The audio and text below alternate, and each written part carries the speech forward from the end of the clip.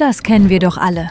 Du hast ein beeindruckendes Video aufgenommen, das du deiner nächsten E-Mail-Kampagne verwenden möchtest, doch dann holt dich die Realität ein. E-Mail meldet, zu groß, um gesendet zu werden. Heutige Videos sind schärfer, länger und qualitativ hochwertiger als je zuvor. Das ist toll für deine Zielgruppe, kann deine Inbox aber überfordern. Das E-Mail-Format war eigentlich nicht für riesige Videodateien konzipiert. Langsame Uploads, Größenbeschränkungen und begrenzter Speicherplatz können zum Problem werden. Die Lösung? Denke über deine Inbox hinaus.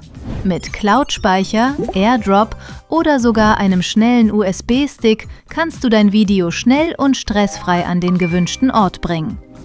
Falls du das Video trotzdem per E-Mail verschicken musst, gibt es schnelle Lösungen, die helfen können. Versuche, die Datei zu komprimieren, zusätzliches Material zu kürzen oder die Auflösung zu verringern, um sie kleiner zu machen.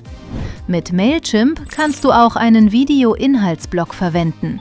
Füge einfach ein Miniaturbild mit einer Wiedergabeschaltfläche hinzu und die Empfänger können dein Video ansehen, ohne dass eine große Datei nötig ist. Große Videos bedeuten nicht zwangsläufig große Probleme. Mit den richtigen Tools kannst du deine Arbeit einfach, schnell und professionell teilen. Leg noch heute mit Mailchimp los!